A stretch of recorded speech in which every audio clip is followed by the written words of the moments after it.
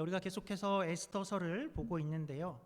이제 에스더라는 유대인 고아 소녀가 이제 페르시아의 왕후가 되어 있었죠. 그렇게 된 때는 아하수에로 왕 제7년이었는데 이제 3장과 4장의 이야기는 아하수에로 왕 제12년, 그래서 왕후가 된 지 약 5년이 지난 뒤의 이야기였었습니다. 그쯤이 되자 이제 그 고아 소녀 에스더를 키워준 사촌 오빠 모르드게에게 큰 일이 생겼죠. 그가 위기에 처하게 되었었습니다.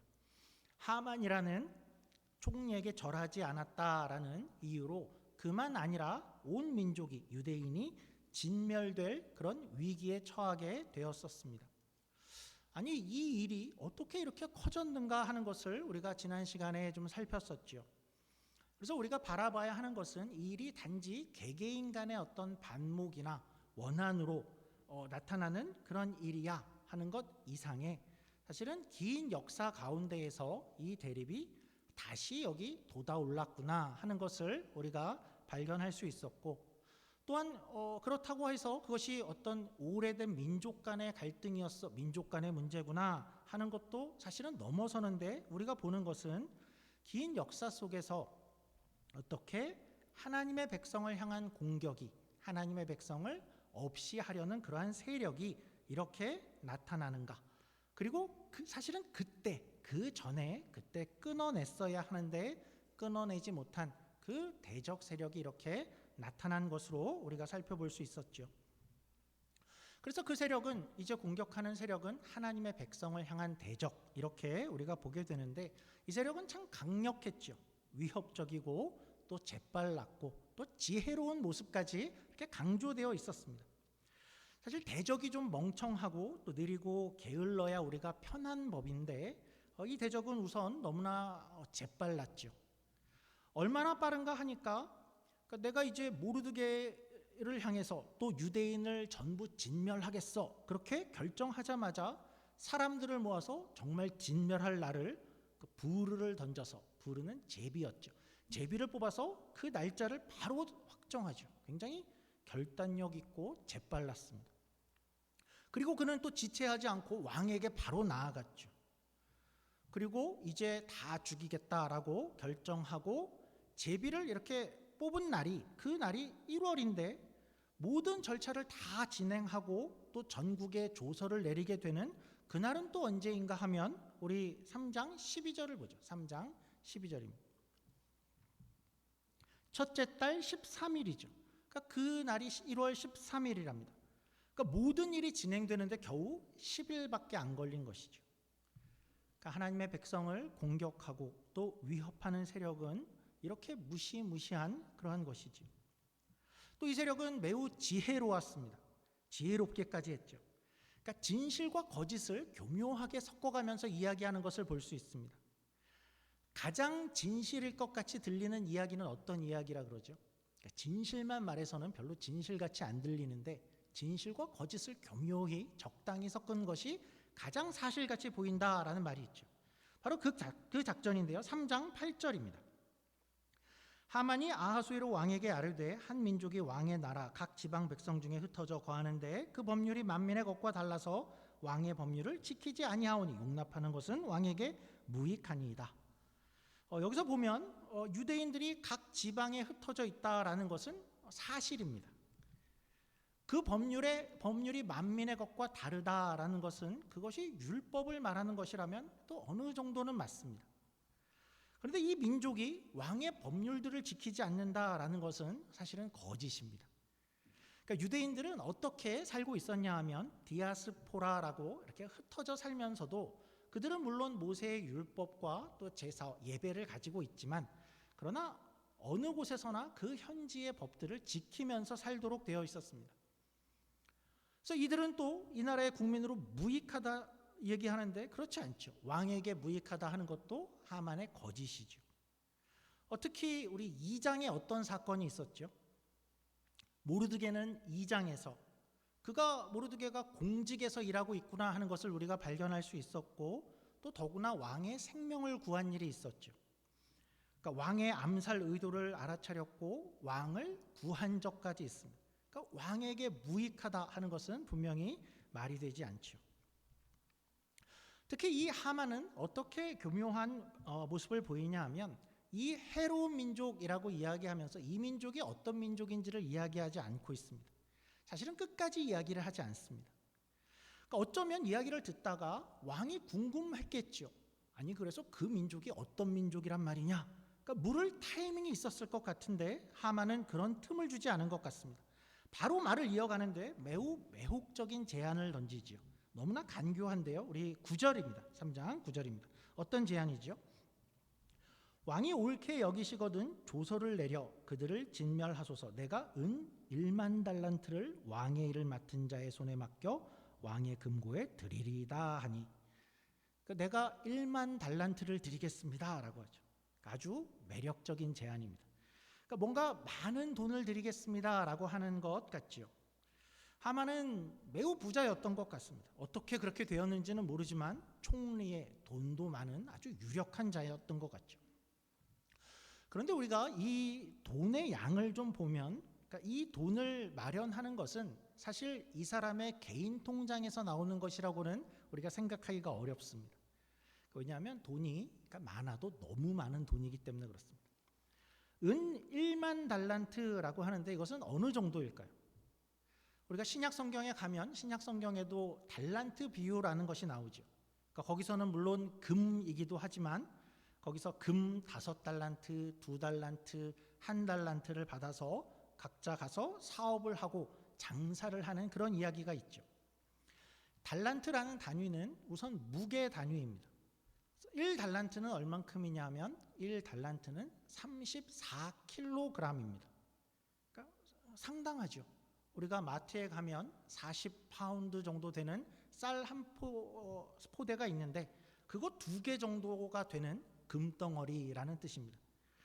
그러니까 한 달란트가 그 정도면 굉장히 많죠. 그래서 금 34kg을 가지고도 한 달란트로도 충분히 사업을 할 만한 자금이었죠.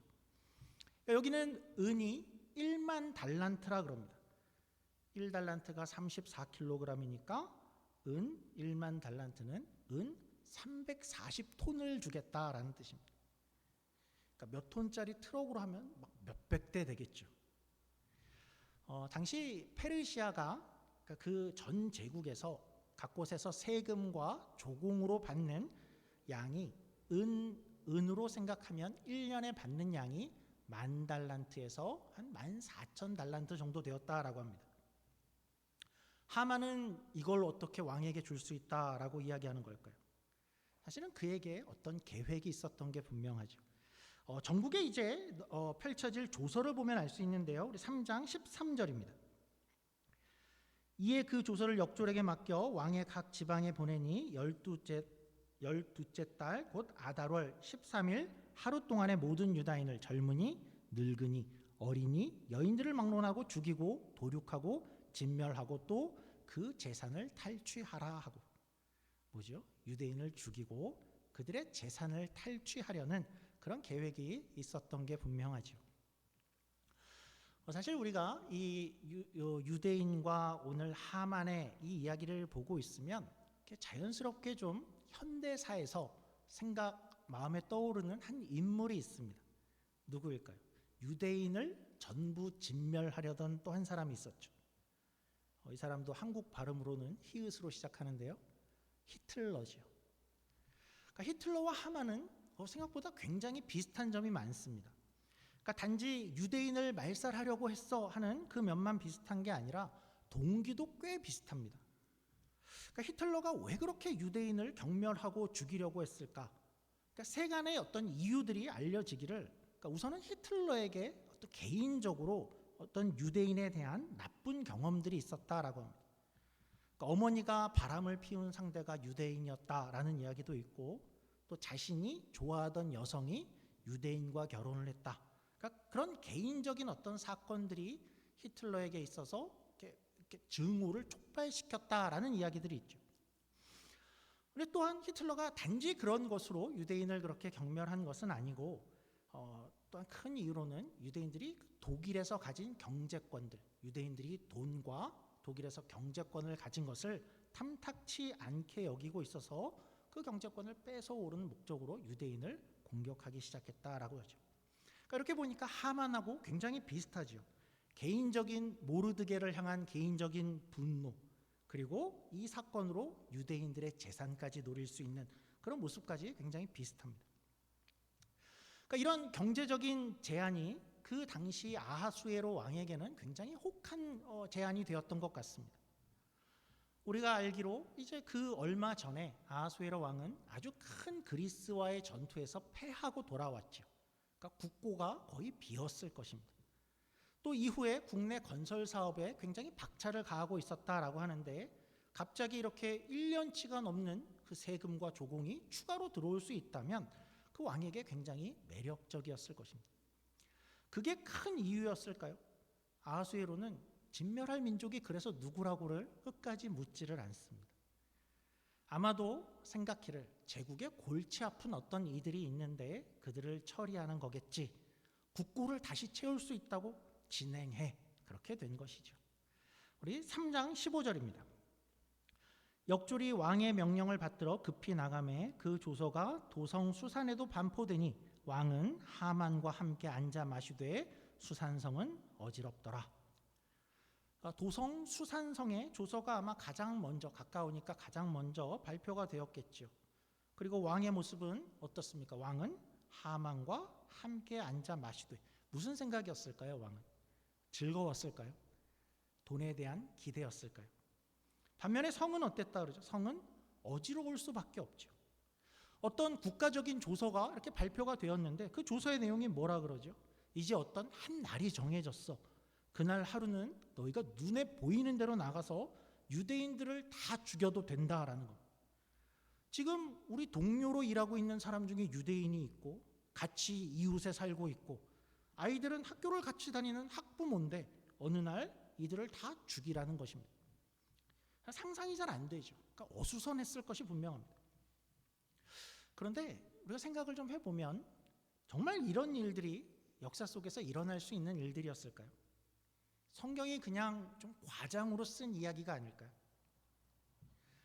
이런 조서가 실제로 전달이 된다고 하더라도 당시 백성들이 그 옆에 있는 유대인들을 막 죽이고 재산을 빼앗고 그런 일들이 실제 있을 수 있을까요? 성경의 인물들을 보면 그들은 이 일이 실제로 어떤 경고나 겁을 주는 것이 아니라 실제로 일어날 것이라고 믿고 있는 것이 분명하죠.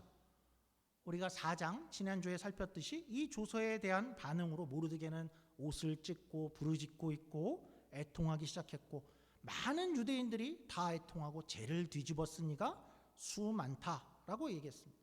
그러니까 이들은 실제 사륙이 일어날 것이다 라고 분명히 생각하고 있기 때문에 그런 반응을 한 것이죠. 그런데 어떻게 어떤 나라에 이런 조서가 있을 수 있고 또 백성들이 실제 이런 일이 일어날 수 있다고 믿을 수 있었을까요? 사실은 얼마 전에 페르시아에 매우 비슷한 사건이 한 가지가 있었습니다. 그러니까 세속 역사에 기록된 사건입니다. 때는 아하수에로 왕의 아버지 때입니다. 그 아버지 왕이 즉위할 즈음에 한 사건이 있었습니다. 그러니까 이 말은 그의 아버지니까 얼마 되지 않은 때라는 뜻이죠. 이미 이 백성들이 다 알고 있는 한 사건이 있었죠. 짧게 이야기를 드리자면 어떤 세력이 페르시아에 가짜 왕을 들여왔습니다. 그리고 그 왕의 자리를 실제로 차지한 일이 있었습니다. 그런데 얼마 지나지 않아서 그 왕이 가짜임이 들통이 나고 이 계략을 꾸민 그 주동자들이 발각이 되었습니다. 그러니까 마구스라고 불리는 제사장 그룹들이었습니다. 그래서 그때 그 일을 어떻게 처리를 했냐면 한 날을 정했습니다. 그리고 그 날에 어디서든지 이들을 보는 자들은 그들을 죽인다라고 칙령을 내렸었죠. 그러니까 페르시아의 그들은 반역자들이니까 어디서든지 죽여라 했고 후에 이 날이 마구스 학살 축제일로 알려지게 되었죠. 그러니까 하만은 어떤 상태냐 하면 이런 일이 얼마 전에 있었다는 것을 알고 있고 이 일을 참고한 것이죠. 그때 나라가 반역 세력을 그렇게 처리했었고 아마도 왕에게도 그렇게 이야기를 했을 것이 분명하죠. 아버지 때 일을 아시죠? 그때 그 무익한 놈들이 있었지 않습니까? 반역을 한 이들, 그때처럼 지금도 처리해야 됩니다. 그러니까 왕도 그런 이들인가 보다. 또 백성들도 이런 일들이 실제로 일어날 것이다 라고 받아들이게 된 것이죠. 모르드게도 나가서 애통하게 되고 수많은 유대인들이 반응하고 부르짖게 된 것입니다. 그런데 우리가 여기서 사건이 이렇게 진행이 됐는데 조금 의외의 모습이 하나 등장을 하지요. 그러니까 모르드게와 많은 유대인들이 죄를 뒤집어 쓰고 수산성은 어지럽고 애통하고 궁 앞에 나와 있고, 그런데 에스더는 이 일을 어떻게 대하고 있습니까? 좀 이상한 것은 에스더는 지금 밖에서 무슨 일이 일어나고 있는지를 잘 모르고 있습니다. 우리가 함께 읽은 본문인데요. 4장 5절입니다. 에스더가 왕의 어명으로 자기에게 가까이 있는 넷이 하닥을 불러 명령하여 모르드게에게 가서 이것이 무슨 일이며 무엇 때문인가 알아보라 하매. 어찌된 일일까요? 도시가 다 어수선하고 많은 유대인들이 알고 있는데 에스더는 이제 모르드게의 설명을 듣고서야 이 일을 알게 되죠. 우리 7절, 8절입니다. 모르드게가 자기가 당한 모든 일과 하만이 유다인을 멸하려고 왕의 금고에 바치기로 한 은의 정확한 액수를 하닥에게 말하고, 또 유다인을 진멸하라고 수산궁에서 내린 조서 초본을 하닥에게 주어 에스더에게 보여 알게 하고, 또 그에게 부탁하여 왕에게 나아가서 그 앞에서 자기 민족을 위하여 간절히 구하라 하니. 그러니까 모르드게는 에스더에게 이 일이 이렇게 되었다라는 것을 알렸고, 그리고 나서 뭐라 그러죠? 에스더야, 네가 이제 좀 가서 네가 알게 되었으니까 왕한테 가서 이 일에 대해서 좀 구해주고 또 요청해주면 안 되겠니? 라고 말을 했죠. 그러면 이제 우리가 예상하는 스토리는 어떤 거죠? 에스더가 이제 나서겠구나 싶죠. 그런데 상황이 그렇게 간단하지가 않습니다. 에스더 편에서도 문제가 있었죠. 우리 11절입니다. 왕의 신하들과 왕의 각 지방 백성이 다 알거니와 남녀를 막론하고 부름을 받지 아니하고 안뜰에 들어가서 왕에게 나가면 오직 죽이는 법이요 왕이 그자에게 금규를 내밀어야 살 것이라. 이제 내가 부름을 입어 왕에게 나가지 못한 지가 이미 30일이라 하라 하니라. 지금은 에스더가 왕후가 된 지 약 5년이 지난 후입니다. 뭔가 왕과 왕후의 관계가 예전 같지 않아 보이죠. 처음 같았으면 에스더 그러면 와 했고 내가 원픽으로 뽑은 그런 그때와의 분위기는 좀 달라 보입니다. 왕이 에스더를 부른 지가 30일, 한 달이랍니다. 에스더는 또 보면 웬일인지 중앙에서 밖으로 많이 밀려나 있어 보입니다. 그래서인지 에스더는 밖에서 일어난 일들을 잘 알지도 못하고 있죠. 또한 페르시아의 법 때문에 아무 때나 왕에게도 나아갈 수도 없는 상황이었습니다. 페르시아의 선대 왕들이 하도 암살당한 경우들이 많았어서 아무도 나설 수는 없는 것이었죠. 얼마 전에도 모르드게에 의해서 발각된 것도 왕 암살 기도였죠. 에스더는 그래서 어떻게 하죠? 망설이게 됩니다. 주저하게 되죠. 우리라면 어땠을까요? 이런 상황 가운데 어땠을까요? 그녀가 좀 이해가 되기도 합니다. 더군다나 그 왕은 어떤 왕이었죠? 그 왕은 그가 상대해야 되는 아하수에로 왕은 어떤 왕이었죠? 우리가 살펴본 바 기억하기로 1장에서는 어떤 왕이었습니까? 한순간에 흥분하면 왕후 와스디를 그냥 폐위시키는 그런 왕이었죠. 그리고 나중에는 후회하는 승질 급한 왕이었습니다. 그리고 바다가 다리를 무너뜨리자 어떻게 했죠? 너희는 채찍을 들고 가서 바다를 혼쭐을 내라. 바다를 힘껏 쳐라. 흥분은 물론 굉장히 이성적이지도 않은 그런 왕이었습니다. 또 어리석게 지금 하만에게는 그렇게 이용을 당하고 있는데 아무 때나 내가 에스더가 나가서 이야기를 하면 혹시나 이인자가 하만인데 하만을 따르는 어떤 이들이나 미리 발각될 수도 있겠죠. 에스더는 자신이 유대인인 것을 아직 숨기고 있는데 혹시 이 일이 해결되기도 전에 이 일이 발각돼도 큰일이고 두려운 것이죠. 이렇게 보니 에스더의 이 망설임, 그런 태도가 전혀 이해가 안 되는 것은 아닙니다. 그렇게 망설이는 에스더에게 모르드게가 오늘 이제 한마디를 하죠. 뭐라고 하죠? 이 구절이 사실은 에스더서에서 가장 유명한 구절입니다. 또 한 구절이 유명한데 이 구절이 가장 핵심이 되는 구절이다라고 우리가 생각을 하는데, 우리 13절, 14절 제가 한번 읽어드리겠습니다. 모르드게가 이렇게 이야기를 하죠. 모르드게가 그를 시켜 에스더에게 회답하되 너는 왕궁에 있으니 모든 유다인 중에 홀로 목숨을 건지리라 생각하지 말라. 이때 내가 만일 잠잠하여 말이 없으면 유다인은 다른 데로 말미암아 노임과 구원을 얻으려니와 너와 내 아버지 집은 멸망하리라. 내가 왕후의 자리를 얻은 것이 이때를 위함이 아닌지 누가 알겠느냐 하니. 무슨 말이죠? 그러니까 모르드게가 에스더의 상황을 전혀 모르는 것이 아닙니다. 상황을 알고 있고 네 두려움도 알겠고 걸리는 것도 알겠고 네 상황을 알겠다. 그런데 한번 곰곰이 생각을 해봐야 될 것 같다라는 것입니다. 지금 네가 이렇게 왕후라는 자리에 거기에 가 있는데 이것은 어떻게 생각해도 너무나 놀라운 것 아니냐. 너는 유대인이었고 포로로 잡혀온 이의 후손이고 고아고, 그런데 네가 어떻게 여기에 갈 수 있었을까? 이게 네 실력으로만, 네 능력으로만 거기에 갈 수 있었을까? 그것이 아니지 않겠냐. 그러니까 돌아보면 하나님이 뭔가 일을 하셨고 뭔가 수많은 개입을 하시고 간섭을 하셔서 조정을 하시고 또 조율을 하셔서 네가 거기 있는 것이 아니냐. 한번 돌아보라라는 거죠. 정말 그랬죠. 그러니까 마침 어느 날 왕후가 폐위가 됐었죠. 그래서 그 자리가 비워졌었죠.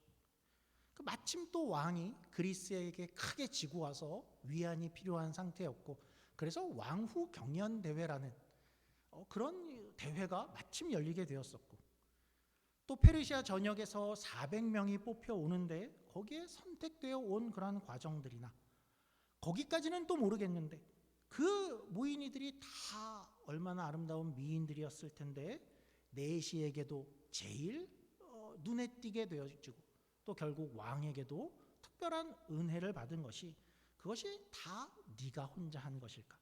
여기에 하나님이 개입하시고 하나님의 뜻과 계획이 있어서 오게 된 것이 아니냐. 그러니까 모든 것이 돌아볼 때에 이 마침 이렇게 되었구나 해서 이렇게 하셨다면 하나님은 하나님인데 거기에 무슨 뜻이 있었지 않겠느냐. 그리고 그것은 지금 이때에 온 유대인을 구하기 위해서 너를 이 왕후의 자리에 미리 올려둔 것이 아닐까. 이때를 위함이 아닌지, 이때를 위함이 아닌가. 사실 이 질문은 에스더에게만이 아니라 사실 오늘 우리에게 하나님께서 하시는 질문이기도 하죠. 신앙인들이 매일 던져야 하는 그러한 질문 중에서도 매우 중요한 질문이 바로 이 질문입니다. 이때를 위함이 아닌지, 오늘 내가 여기 있는 것은, 나는 오늘 왜 여기 밴쿠버에 있을까? 그러니까 하나님 앞에서 이것을 우리가 늘 질문하는 것이죠.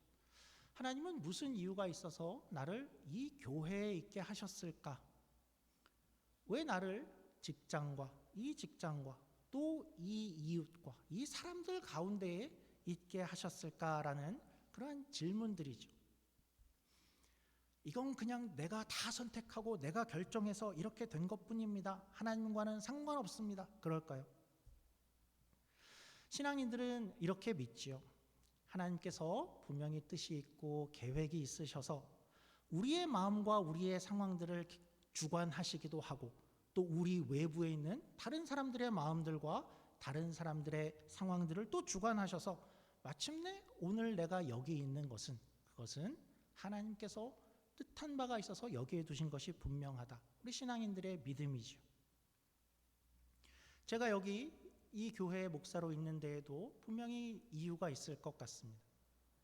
또 여러분들이 지금 이 시기에 이 교회에 함께 예배를 드리는 것도 분명히 하나님의 뜻이 있을 것입니다. 우리가 라이프 그룹이라는 것을 시작하는데 사실 우리 가운데 리더로 서실 만한 분들이 꽤 되지요. 내가 리더로 선 것은 아마 하나님이 이때를 위한 뜻이 있을 것입니다. 또 그 그룹에 내가 들어간 것도 그 그룹에서 하나님께서 여기에 두신 이유가 있으시겠죠.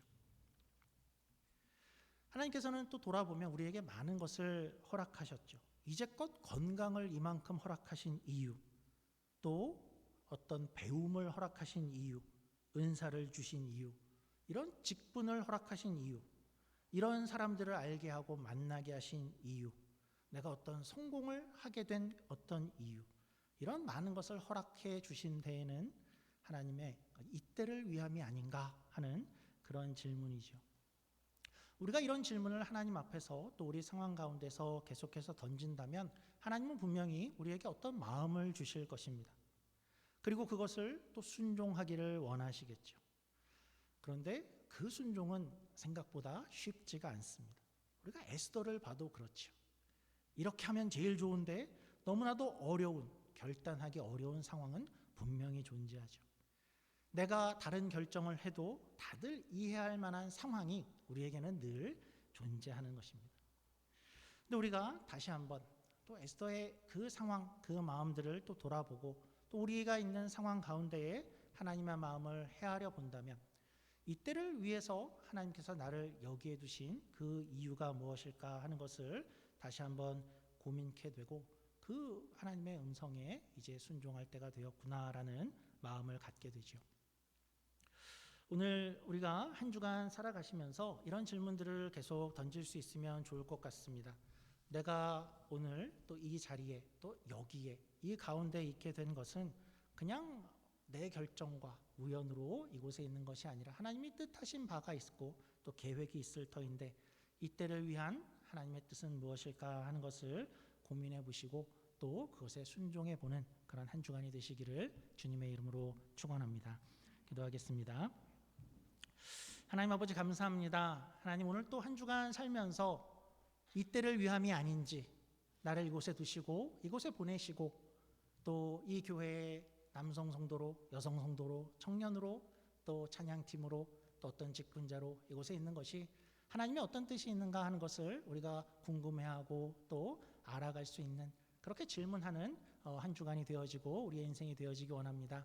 그래서 이 세상을 살 때에 나 혼자만 살아가는 것이 아니라 하나님 나를 여기까지 이렇게 밀어주시고 끌어주시고 있게 하신 그 이유와 뜻에 합당한 삶을 살아갈 수 있는 우리 모두가 되게 하여 주시옵소서.